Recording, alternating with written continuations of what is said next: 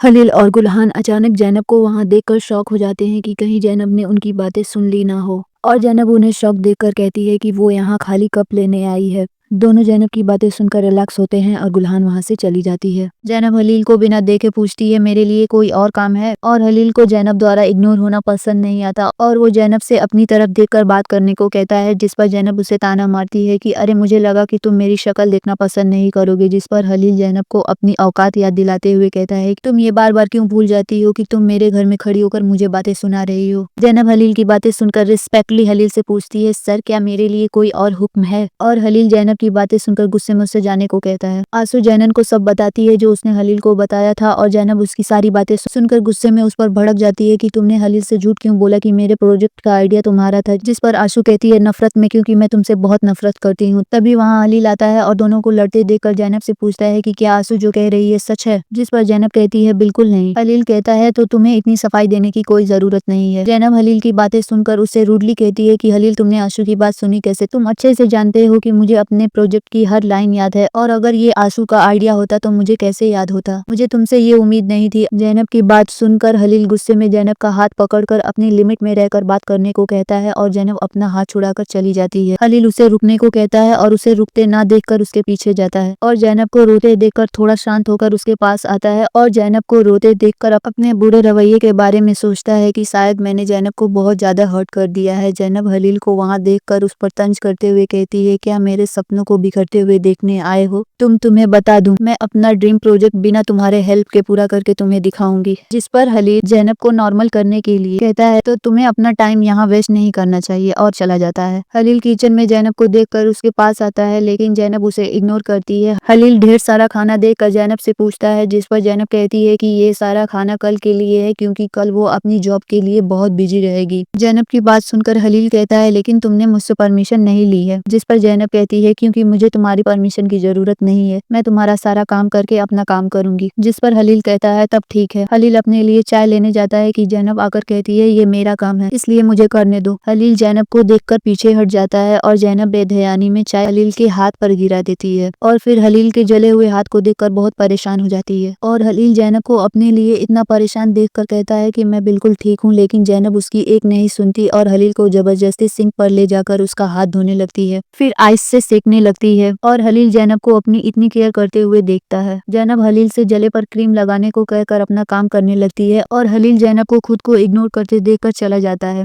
زینب خلیل کے اسٹڈی روم میں project file ڈھونڈتی ہے کہ خلیل آتا ہے، اور زینب اس سے اپنا پروجیکٹ فائل واپس مانگتی ہے، اور خلیل زینب سے پوچھتا ہے کہ کیا تم کسی اور سے اپنا پروجیکٹ بیچنے جا رہی ہو، جس پر زینب کہتی ہے اس سے تم سے کوئی مطلب نہیں ہے، اس لیے میری فائل دو۔ خلیل فائل دیتے ہوئے زینب کو حویلی کے کام ٹائم پر کرنے کو کہتا ہے کہ زینب فائل چھین کر چلی جاتی ہے۔ زینب اپنے بابا کے فرینڈ خورشید سے مل کر اپنا پروجیکٹ پورا کرنے کے لیے لون لیتی ہے۔ زینب پیسہ لے کر خوشی خوشی حویلی جا رہی ہوتی ہے کہ دو لوگ بائک سے آتے ہیں اور زینب کو چاقو دکھا کر بیگ چھیننے لگتے ہیں، اور زینب بھی ان دونوں سے بیگ کو بچانے کے لیے الجھتی ہے، لیکن وہ دونوں بیگ زینب سے چھین کر چلے جاتے ہیں، جو دیکھ کر زینب بہت زیادہ رونے لگتی ہے کہ اب وہ کیا کرے گی۔